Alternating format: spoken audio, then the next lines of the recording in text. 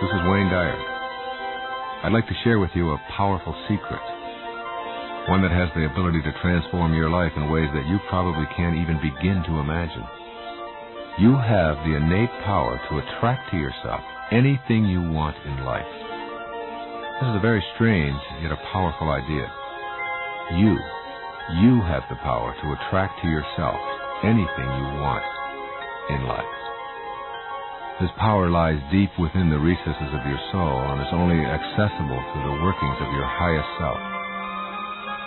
In this program, I'll lead you on a journey to this mysterious territory, and I'm going to reveal ancient spiritual teachings that will help guide you to the truth of your own divinity and begin to reveal the secrets to manifesting anything you desire.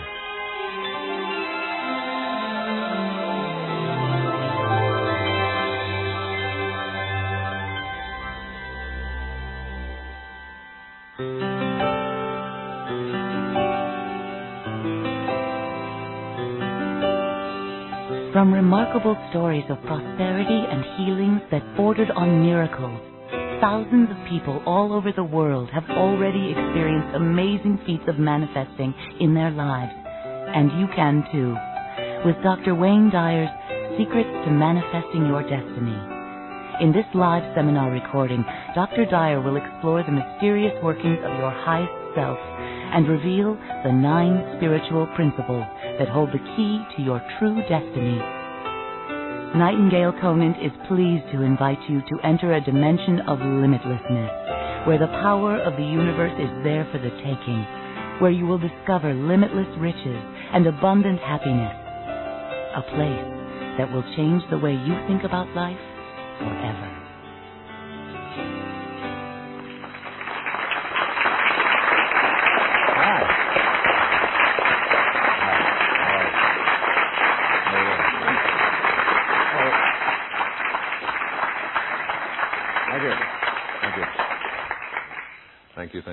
Thank you.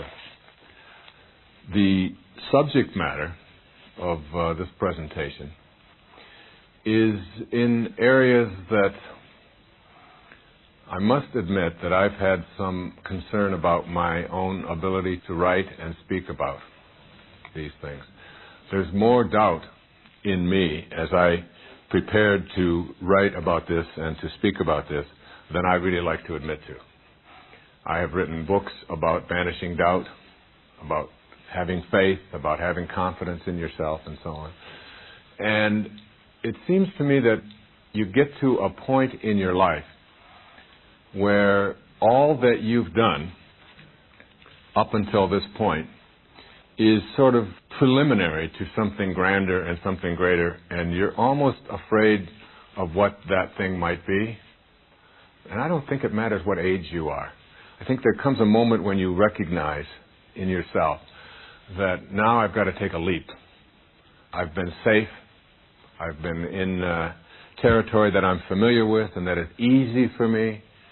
And now I want to take that leap of faith, but I don't know if I can do it. I always like the metaphor of standing on a cliff, and down below is an abyss, and this abyss is endless. And I think of our lives as like we're standing there, and we know that this is all unknown territory. And it's like we jump, perhaps, but when we jump, there's like a rock that goes with us, and we hang on to this rock. And we're grabbing it and holding on to it, and we're falling, and we're being carried someplace that we're not quite sure where we're headed, which is sort of what our life is like. And we just hang on to this thing, this rock, whatever it might be, our reality, if you will, or our past, and we cling to it, and we cling to it, and we cling to it so strongly because we're afraid if we let go, who knows what could happen. And then there comes a moment or a time when you realize this thing isn't doing you any good. This thing that is your past, this thing that is all your teachings, this thing is that you're so familiar with that you don't want to let go of it, but you're not quite sure why you're hanging on to it. And then there comes a moment when you realize, hey, I can let go of this thing, and it doesn't really change anything. That's sort of the way I feel about entering into this whole territory of being able to manifest. And when I talk about manifesting, I'm really talking about the ability to take what it is that we think about, that's in the world of our thoughts, and to be able to have the power to bring that into the world of our daily experience called the physical world, whatever that might be. Now, when I started thinking about, after I had completed Real Magic and Your Sacred Self and all of the programs that are around those themes, a lot of people would write to me who had listened to these programs, who had read my books, and would say, what's the next step for you? You know, what can you do after this? I can't imagine that you could write anything any more than this, I've heard people tell me, or you could say any more. And always at the back of my mind was this idea that there is something missing in all of the literature that really doesn't deal efficiently and effectively with this ability to attract to us and to have show up for us in our lives what it is that we would like. Somehow we've come to believe that that's outside of our control, that whatever shows up, whatever happens to us, whatever the breaks are, whatever those things are all sort of in the realm of coincidences, and they happen if God wants them to happen for us, or if they're so predestined or ordained, and that we don't have that kind of power to be able to do that. That's reserved, if you will, and it's reserved for deities or people who have special dispensation from God, or holy people, or lucky people, but it doesn't really involve me. I grew up with that attitude, just like so many of the rest of us. But always at the back of my mind, I felt that there are some people who have the ability to get outside of that mentality. And there are some people that just attract things to themselves, and they seem to show up, and we just call them lucky. But they're not. There's certain qualities, there's certain behaviors, there's certain attitudes that people have that we've never really made a science out of, okay? We've never really studied in depth. And I thought to myself, I'm going to talk about manifesting. Many of you listening, many of you here today with me, know that my work has really shifted. It's shifted from teaching people how to manage their emotions and teaching people how to avoid being victims in their lives, and to have psychological strength,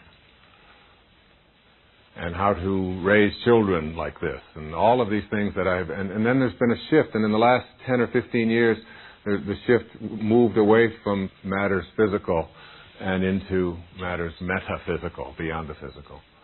And then my work took on like this real sort of spiritual tone. And God became a very important part of my life and my work, when this wasn't so in my earlier work. In fact, if you look through books that I wrote 20, 25 years ago, you won't even see references to the word spiritual or to the word God. And if you look at more recent things. And people ask me about that. You know. And I say, it's just as intriguing to me as it is to you. I don't know why either. But my writing seems to, and my programs, my work seems to reflect a consciousness that I am going through, and it seems to reflect what the rest of the world is going through as well. That there is a shift, and I seem to be one of the spokespeople for that shift. When I started into this area and writing in this area, I immersed myself in spiritual literature. I read the Bhagavad Gita, the book that Gandhi based his life upon. It translates to the Song of the Lord. It's a book that you can read in one afternoon, 18 short chapters. But you can study it for a lifetime. You can read one little short paragraph from it each day and just try to practice it and see what it means. And I studied that almost every day, and even working guides to the Gita. And I immersed myself in A Course in Miracles, which is a whole collection of writings that a lot of people aren't sure about what the origins are, and there's discussions about who did it, and is it really the work of Jesus Christ, and is it channeled work, and so on.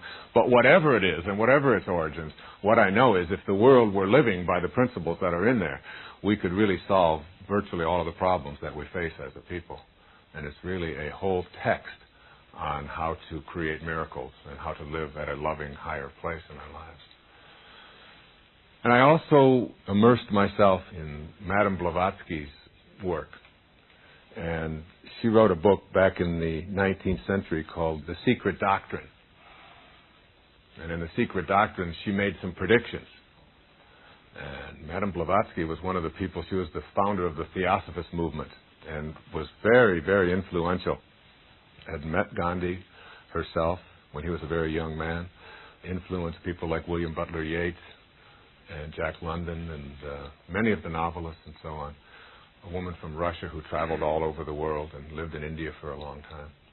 And she wrote this fabulous collection of metaphysical works about what is possible for humanity. And one of the things that she predicted is that in the last quarter of the millennium, the last 25 years of the millennium, and into the year 2011, there would be ushered in an enormous spiritual revolution. And this revolution would transcend anything we had ever known before about revolutions, like the agricultural revolution and the industrial revolution, when the whole shift took place away from agriculture and towards industry, and then the technological and even the information revolution that we've seen in the last few years. And she said when the spiritual revolution is ushered in, it will transcend all of the previous revolutions. And it will begin in the last 25 years of the millennium, which was the year I wrote Your Erroneous Zones. And she also said that the people who will be the leaders of this revolution will not be the people in power. And, if you look at the changes that have taken place on the planet in the last 20 years or so, since the beginning of the last 25 years of the millennium, those changes are really astronomical. I mean, we've almost become blasé about them. But the fall of Berlin Wall and the dismantling of apartheid and the dismantling of communism and the dictatorships that have been overthrown, and even the fact that you can't smoke on airplanes anymore. These are monumental changes and shifts that have taken place. And really the result of not so much people in power saying, let's not do this anymore, this isn't a nice way to treat people, but because of what Victor Hugo said in Les Miserables, there's nothing more powerful than an idea whose time has come.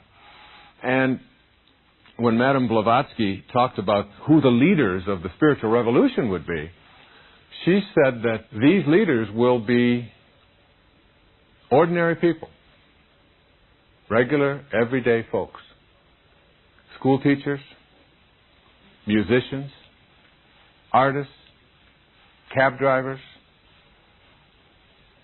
regular folks. And these people will speak out with a voice. And this voice will be heard. And then the bureaucracies will fall in line and begin to reflect what it is that this consciousness is instituting in our people. And if you look at the people who have been instrumental in changing consciousness in the last 25 years, you look at the people whose programs you listen to through Nightingale Congress and ask what are their backgrounds. You find out that they're salesmen. Marianne Williamson was a singer, a nightclub singer. Louise Hay was a dancer. Dennis Waitley was a salesman. Zig Ziglar was a preacher. People who just did everyday, regular things. I was a school teacher. And somehow there's a power, there's a pressure, there's something that has come and put us in a position of just talking about this kind of shift, this kind of consciousness. And what has happened for me, the little school teacher, is that when I finally immersed myself in the most spiritual text that I have really studied was the New Testament. I listened to the New Testament when I was a little boy, and I lived in a series of foster homes when I was a child. And so wherever I would go, they would just sort of put me in whatever church group that particular home practiced. So I'd be a Baptist one year, and the next year I'd be a Methodist, the next year I'd be a Catholic, and I'd be a Jew the next year, whatever. And, you think that this is some terrible thing, that you're not going to get any roots. But really what it did for me was it exposed me to all kinds of different ways and different approaches to these truths. And then I sort of let that go, because there was an element of imposing it and fear that I found myself being exposed to. To fear God was what you were supposed to do, sort of. And so I let that go in my life for a long period of time. And then before I began to write about these books that sort of moved me away from psychological matters into spiritual matters, I really immersed myself in the New Testament. I read it from beginning to end, particularly the parts in red. Remember the parts in red? That, this is what other people were saying about what Jesus Christ was saying, and then this is what Jesus was saying, and it's like, this is in red, so, you remember that. And you'll hear me talking about this in this program a great deal, a lot of the things in red. Not because I am trying to proselytize for any particular religious point of view, or I'm trying to recruit anybody, or, I don't see myself in that role at all. It's not the purpose of what I'm talking about. But more to give us an understanding of what divine spiritual messages can mean for us in our life, and how some of this has been misinterpreted as we have moved towards becoming more spiritual people. And so you'll hear me referring to this quite a bit. And then one of the things that I read was this idea that Jesus Christ said to the masses, that something to the effect that even the least among you can do all that I have done, and even greater things. That you have this power within you. And reading that and interpreting that literally means being able to produce miracles, doesn't it? And being able to make things happen that we really sort of think are reserved for other people. And so what has happened with most of us is that we have come to believe that there are spiritual beings that we have sort of deified, and then there's us, and that we are separate from that. And in our separation, we have sort of given the power of being able to do these divine kinds of things, like manifest. The gift of fish and loaves is the gift of being able to feed the hungry from one's consciousness. The thought is enough to bring food into a place where there is a need for, where there is starvation, where there is hunger. And you think about, well, do I have the power within me? Is this what I'm being told? That I have the power within me to think food and then just wave a magic wand and there is food? Do I have that power? Well, according to, if you read that literature thoroughly and interpret it literally, yes, you do.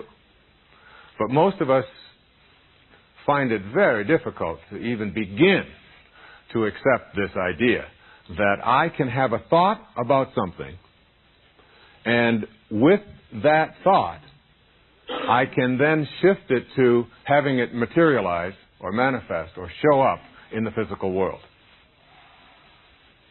But I'd like to suggest to you that that's the only way anything gets into the physical world. That manifesting is really nothing more than everything showing up in the physical world is the result of a divine idea. Everything. Including you. And everything that you have. And everything that you see. And everything that you observe. And everything that you notice. And that somehow we are being encouraged to disregard our old belief systems, that is something that is reserved for others other than myself. And what I am going to do here in this program is talk about what I think are the principles that you need to master and in sequential order begin to practice on a daily basis. And if you do, I'm saying that I know that the ability to transfer from the world of your thoughts to the world of your physical reality is not only possible, but it is very, very likely that you will see it showing up if you practice these principles. And as I sat down to write these principles and organize myself to think about these principles, I said to myself, who am I to be able to do this? Who am I to even challenge myself in such a way? But you know, what happens is you get, I don't know if it happens with you, but it happens with me. Something sticks in your cross. It's something, you start to think to yourself, yeah, you know, I'd really like to explore this area. I'd really like to talk about this.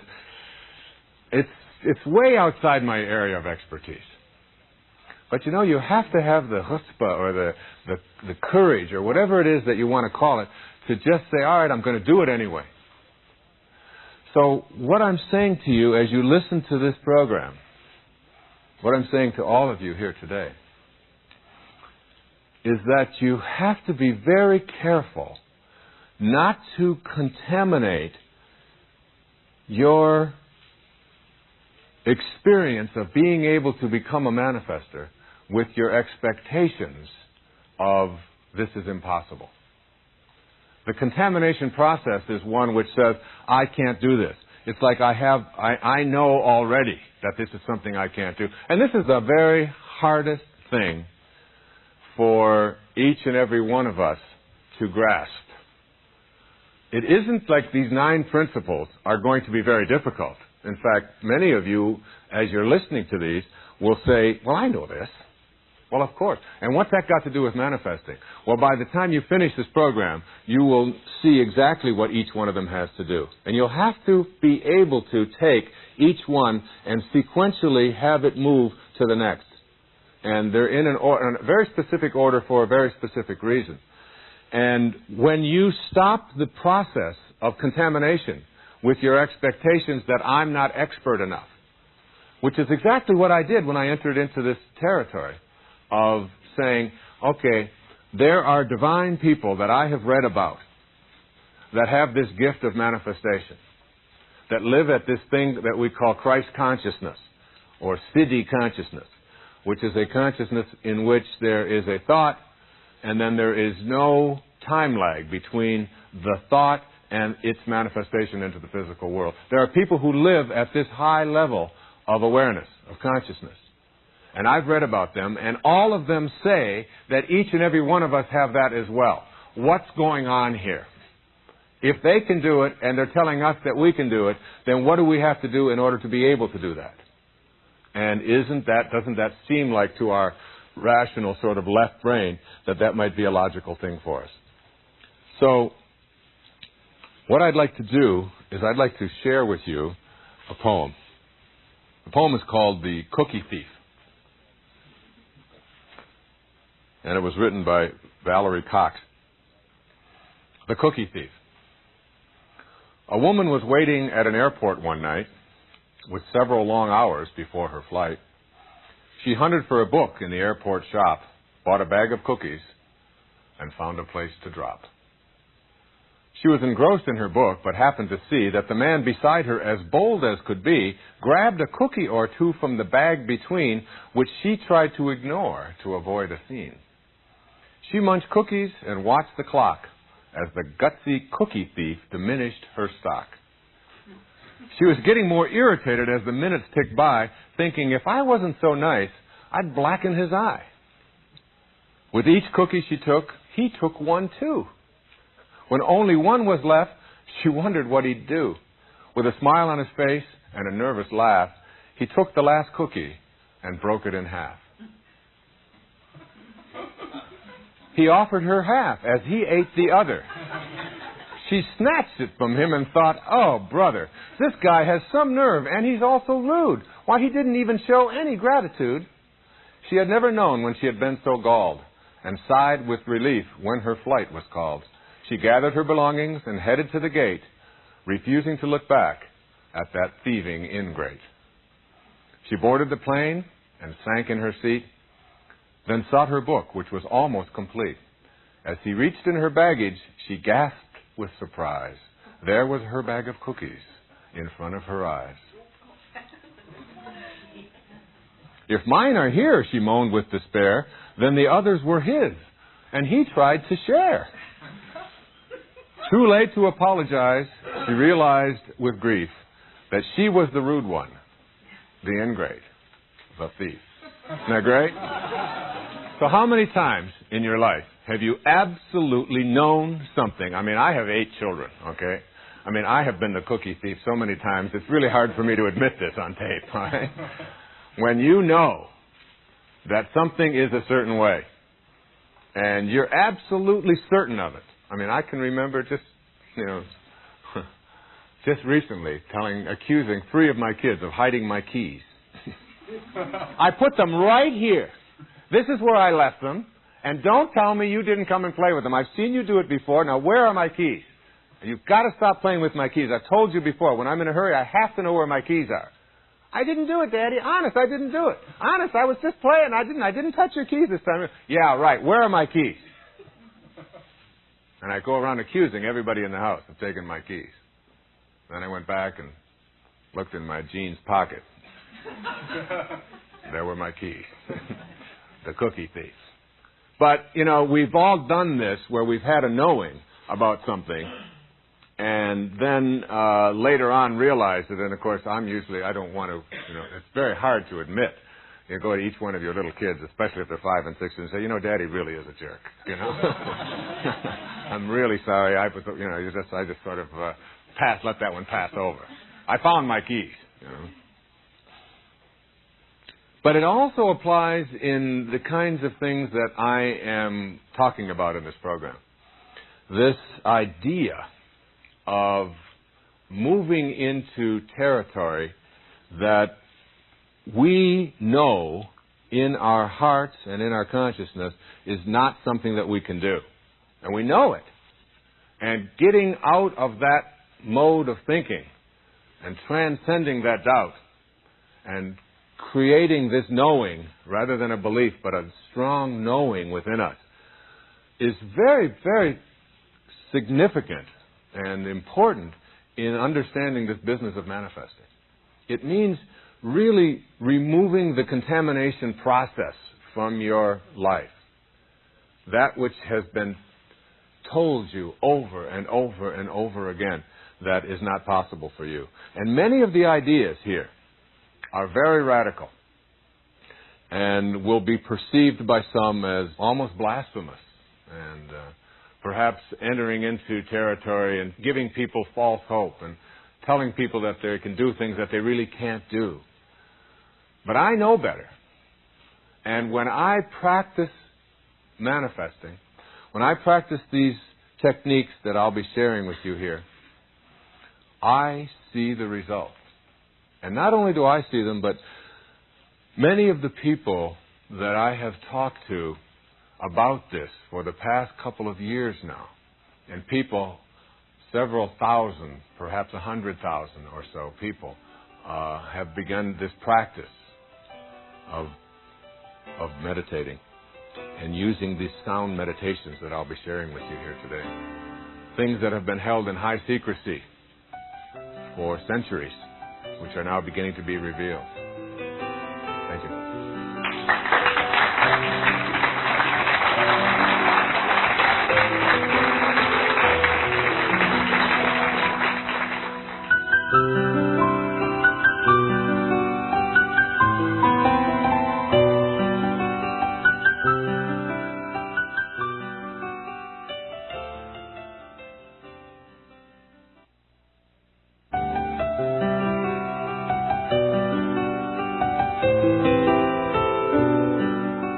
How it came to me, this idea, was one of those synchronistic sort of serendipity kinds of things that I have come to know are not accidental any longer.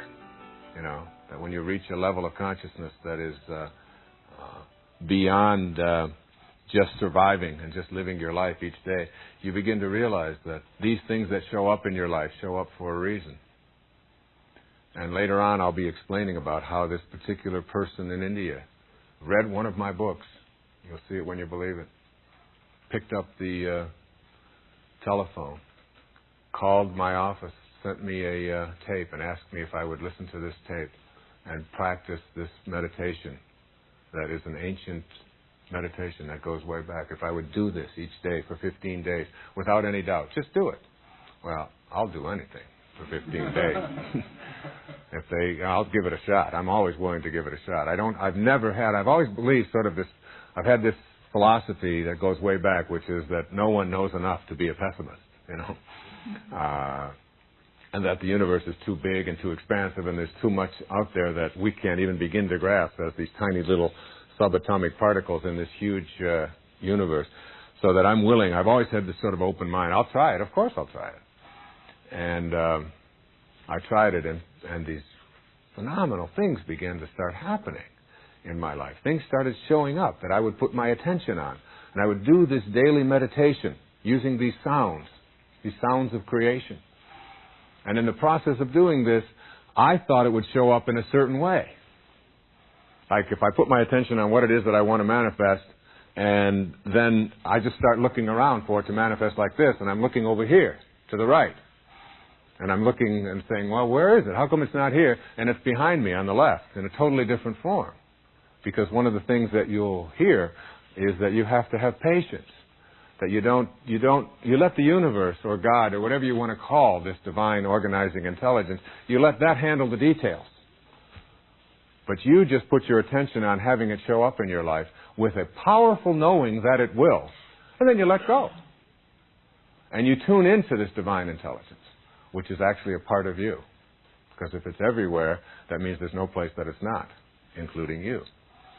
But more on that later. And so, as I started doing this, I remember one great story. I practiced this meditation, and this meditation involves a sound, repeating this sound, the sound of God. As Muktananda talked about, endlessly repeat His name over and over again, with inwardly and outwardly, the sound, which is talked about in the later part of the program. And I had been doing it for 15 days. And I was up in my daughter's room, Sky, who is 15 years old. And she said, Dad, one of the light bulbs in the light fixture, which also is a part of a fan above her bed, and it has 4 lights in it. She said, one of the light bulbs is out. Would you come up and change it? Now, my kids are usually very nervous about this sort of thing because I have already established myself as someone who can't do these kind of things. All right? And if I do, horrible things are going to happen. Not because I don't have the talent, but because I have figured out if everybody believes I can't do this, they won't bug me about it. All right? And so I love it when my kids laugh at me trying to fix something, and then my wife calls a repairman, and everybody has these Native American names. You remember the Native American movie, what was it? Kevin Costner's movie? Dances with Wolves. Everybody is named for what it is that they do in life. My name, my Indian name, my Native American name is He Writes the Checks. Okay? And so I like that, by the way. That's the name I want to have, all right? I mean, I don't want to be cleaning up the garages and fixing cables and, trying to get when the tire is flat. I get a new tire. That's fine. That's sort of the way I've done that, all right? And I'm not saying that anyone else ought to do that, and I certainly know that I would be able to, if I wanted to, be Mr. Fix-It, but it's not the choice that I'm making at this time in my life. So I've really been very adamant about getting a reputation for being totally incompetent in these areas. I like that reputation. And so she very gingerly asked me if I would change this light bulb because she couldn't reach it. And I said, sure, I can do that. Now, my wife never lets me do that because she knows if I remember one time she said, pull on the draperies in the bedroom, one of the hooks was not on, and it just sort of come down. And she said, can you just get up there and put that hook on? And she said, we'll close the drapes. I said, we can close the drapes. And I grabbed the drape and I pulled it, and the whole thing came crashing down to the ground, which was great. It's just one of those things where I've never asked to, I don't have to fix draperies now ever again in my life. Well, anyway. So I went up to her room and I said, this is something I can definitely do. I definitely can change a light bulb, all right? So I got up there and I started turning the light bulb. And I turned it, and I turned it, and I turned it, and nothing was happening. It was just seemed to be getting tighter and tighter and tighter and tighter, you know? And I just kept turning it and losing a little more force, and I would turn it a little harder and a little harder. Eventually, I turned it, and the whole thing snapped. And there I was holding a piece of light bulb with sort of shattered glass, and the metal part was still up there in the socket. And there I am standing there, and Sky said, I should have known not to ask you to... I said, couldn't help it. I said, but I know how to fix this. I said, honey, go downstairs and get a pair of needle-nose pliers. And we'll get that socket, we'll reach up in there, and we'll get it out of the socket. We'll get a hold of that little piece of metal, and we'll turn it, and then we can replace the light bulb. It's not a problem. So she went downstairs, and she came back up. She said, we don't have any needle-nose pliers. I said, here we go, the cookie thief. I said, we have needle-nose pliers. Don't tell me we don't have them. I know what they are and where they are. And I went down, and of course, I couldn't find them. So I let it go. And I just said, we'll get a new fan. He writes the checks, right? So the next morning, I went out and I went running. Now, I've been doing this meditation for 15 days, this meditation that's on this program. And as I finished my morning meditation, I then went for a run. And I ran about 12 or 13 miles, which I do almost every single day. It's just something that I love to do early in the morning. And while I was running, I was thinking about those needle-nose pliers. And where would they be? And I would really like to fix that thing, and I don't like having that up there. There might be an electrical problem and so on. And there could be a short in there or something, and I'd like to fix that. And as I came into, and it was even in my meditation, those needle-nose pliers kept coming into my meditation. Now, this sounds so strange, so weird. I pulled into the driveway after my run and after my meditation, and there on the driveway was a brand new pair of needle-nose pliers with yellow handles. Brand new. Which we had never had before. They were just on the driveway. So I picked them up, and I looked at them, and I went, it's like when these things happen, you go, whoa, booga, booga, booga, like, what's going on here? Guruji, this teacher, this brilliant, enlightened, what I call non-dual being, I'll explain that later, had told me that if I practice this meditation, what will begin to start showing up in your life is that whatever you put your attention on will begin to show up. He said, it will happen. This is like the secret of manifesting. Even though you don't understand it and your rational left brain says, no. You don't just think about something and have it happen. He is saying this is exactly what will begin to happen. So I took those needle-nose pliers and I took them in and I showed them to my wife. I said, can you believe this? And I called Sky down. I said, we do have needle-nose pliers. She said, we didn't have those before. I said, I know. I manifested them. I was like acting like really superior, right? So I went upstairs. I turned the electricity off, just in case you were thinking I wouldn't do that. And got up there, twisted it off, got the light bulb play, and I fixed something. All right? And we still have those needle-nose pliers. And I look at them. In fact, I set them right on my desk just to remind me that there's more to this than the word coincidence. At least in my estimation. All right? And so I was telling our friends, Bonnie and Jeff, that we were having dinner one night at this restaurant in Boca that had just opened. It's called the Cheesecake Factory. It's one of those places that serves you just monumental amounts of food, which seems to be what we're doing in America these days. Like they bring your salad out in a wheelbarrow, and free refills on, 64-ounce drinks and, things like this. So it's a wonderful place. But they had like these spotlights out front, and it was a grand opening, and my wife and I had been invited there to be, at their opening and so on. We were there, and we took Bonnie and Jeff with us. And I was telling them about this meditation. That is the subject matter of this program. And Bonnie got really excited. She just went, "Oh, you got to teach us how to do that. You got to tell me how to." She's one of these people that whatever you're talking about, she's willing to try it. If you're talking about reading auras, read my aura. I want to know about my aura, whatever it is. So she got all excited. And Jeff is the father of one of our children, Serena's best friend is their daughter, Courtney. And so we see them a lot because her daughter's over at our house a lot. And Jeff is a builder and been going through some fairly tough times in the building industry down in South Florida. This was a couple of years ago. And so as I was telling them, I said, well, I can't teach it to you now because it involves sound. I mean, you have to make noise. And, there's thousands of people or hundreds of people anyway, and there's reporters, and they all know who I am. And I said, I can't be doing this here in the restaurant. And Bonnie said, why not? What do you mean? You talk on your programs about not worrying about what other people think. Why are you worried about what they think here? I'll tell you, when you're a guru, it's really tough, right? You got to watch yourself at every moment.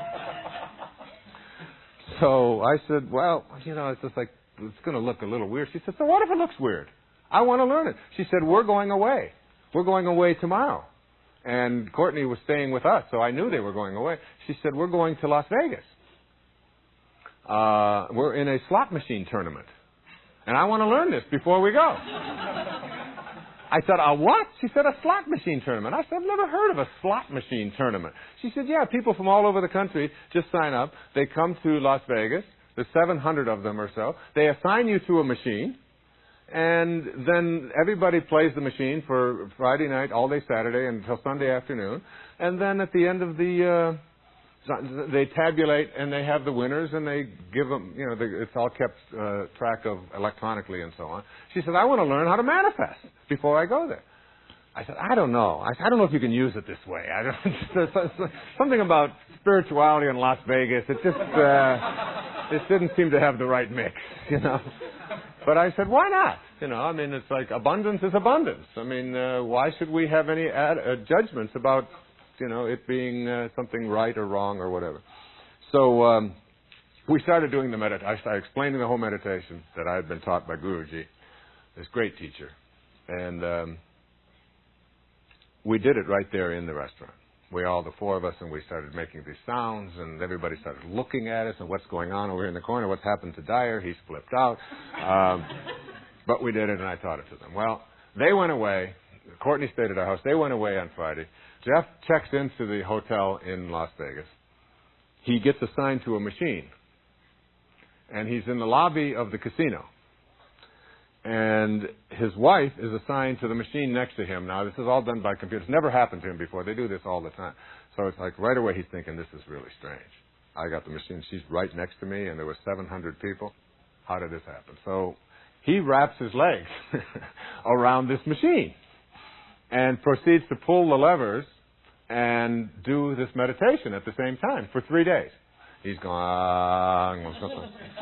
and everybody would look, in the casino. You got to get a picture of this, This is like a guru sitting at a slot machine doing the sound meditation with an absolute total conviction that he could make something happen here. And they come back on Sunday afternoon. They get back Sunday evening, and they come over to pick up Courtney. And Bonnie comes running in, She's so excited. She said, we won, I can't remember the exact amount, but it was something like $27,000. She said, do you think it has anything to do with this meditation? She said, we've never won anything doing this before. And Jeff comes in behind her, and he has just bought himself a brand new camera with one of these, and he's filming the whole thing, one of these portable video cameras. And he puts his hand on his hip and he says, just call me Jeff the Manifester. All right? Like Conan the Barbarian, he's Jeff the Manifester. He began practicing that meditation. And he put in a bid on building something like 200 homes that he received. He had never ever, this is a small building company. His income has quadrupled. His building, a number of employees have tripled. He's just, all kinds of these fabulous things that he has been putting his attention on have begun to happen. what I'm saying here is I don't know that if you put your attention on just going to Las Vegas and having money come into you, that this is like something for, everybody thinks, well, I'll just get greedy and I'll just have a whole lot of money. But there's something about abundance and having it show up in your life and your ability to put your attention on what it is that you would like to manifest. Yesterday, or a couple of days ago, in Lilydale, New York, where I had taught this manifesting technique a year ago, there were 5 or 6 people there who had been there the previous year. And each one of them came up on stage and talked about what they had done. One woman had manifested for herself a metaphysical bookstore, which she had always wanted to have. And she did it without having any money. She had no down payment, no nothing. She was now the owner of and running a profitable business in, I think, Silver Spring or something like that, Maryland. Another woman talked about her cancer being in remission after practicing this meditation on a daily basis and putting her attention on healing and so on. Another, a man came up who it was a woman who came up who had lost 65 pounds in 1 year. But before, she had done this many times before, but she had never done it where she hadn't been able to keep it off for any length of time. And she said, I put my manifesting attention on keeping it off and not going back to my old addictive ways. And she said, now for 1 year, I have been at this weight. These kinds of stories, I had another person tell me that they had been told, this couple, young couple, had been told that they couldn't have a child. That their wife, her name was Denise, had premature ovarian failure. And her uterus could not support a child. And they'd been told this, but yet they began to practice this meditation. In fact, practicing it to such an extent that which is one of the things that I was taught, is that you have to act as if what you want is already here, because it really is. Because we're really not creating anything. We're just realigning ourselves. When you manifest, you're manifesting just another aspect of yourself, which I'll explain a little bit later. So that it isn't like you don't take on this role of creator, you take on this role of attracting to you that which already exists. And she wanted this child, and they went and they even bought little stuffed animals and got a room and so on. Their belief was their knowing was so strong that they weren't going to be operating from any doubt whatsoever, just eliminating all of the doubt. And they sent me a picture of their 3-month-old child with him holding the baby. Got a picture of it here. These kinds of things. Another woman told me that she was living in Colorado and she had her house up for sale and she hadn't had someone look at it for 2 years. Not even look at it. And she started doing this meditation, and within the next week she had 4 people look at it, and she had an offer, and then she sold her home by putting her attention on this. Now, so many of these stories, I have another one here, a letter from an attorney. And I got a letter from an attorney. Every time I get a letter from an attorney, I go, oh boy, here we go. And this man said, you spoke to us on Sunday afternoon. On Sunday evening, I did both the morning and evening meditations again. Then on Monday morning, I did the prescribed routine. When I got to the office at 8:30, the phone started ringing. And he said earlier in the letter, he said, I've had very, very few calls into the office from prospective clients in the last 3 months and have not signed up any good cases at all in that time period. But they said we'd been through a terrible drought and so on. He said, even before my receptionist began answering the phone at 9 a.m., I had spoken with and scheduled an appointment for a new client. This week I've interviewed 3 new clients and accepted what I consider to be 2 good new cases. That's better than I've done in the past several years. And other people talk about quadrupling their income and all of these kinds of things. So it isn't just something that I am speaking about from wishful thinking, if you will, or just hoping and then having some lucky break sort of come along. What I'd like you to do now, listening to this program, each of you here, I'd like you to really think, if you knew, which means an absence of doubt, just like you know how to ride a bicycle or you know how to swim and you know it, like if you know how to swim and someone throws you into a swimming pool, you are not going to drown. You know you can swim, and your nature just takes over, and you just swim out of it. If someone hands you a bicycle here, and you've been on it before, even though it's just 2 little wheels moving through space, if you knew that you could ride it, because you've had that direct experience of it, you wouldn't have any doubt. You would get on it. If you'd never been on one before, then you would have some doubt. So if you had a knowing based upon a direct experience that you had this capacity or this power or this ability, this talent, this unique quality of being able to manifest something for yourself in your life that you have perceived to be missing in your life, whether it's any of the things that I've just talked about in terms of abundance, overcoming scarcity, healing, whether it's a promotion, whether it's selling your home, whether it's having a child, whether it's creating a divine relationship, whether it's getting out of the one you're in, whether it's attracting to you what it is that you would like to be able to attract, just by virtue of being able to use your inner world and have it then begin to show up. If you knew you had this, even the least among you can do all that I have done and even greater things. If you knew that, what would it be? And just sort of jot it down in your consciousness. What would that be?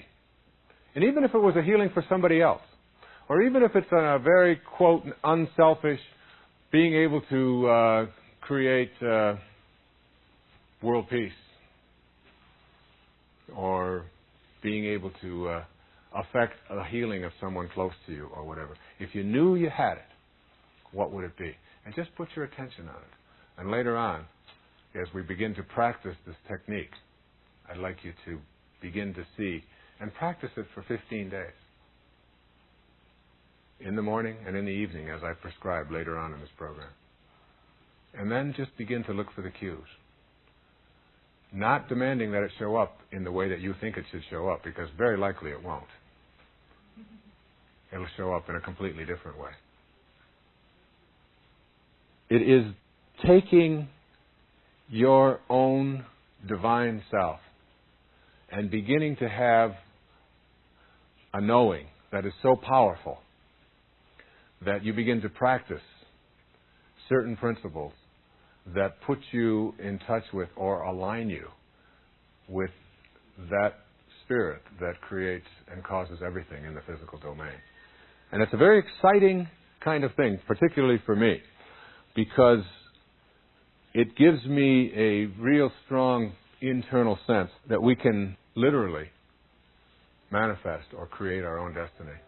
And that destiny isn't something that's handed to us. We're handed a free will. And we're also given a divine connection to God. And we have to stop our belief that somehow God and us are separate. That God is something that's out there and not in here.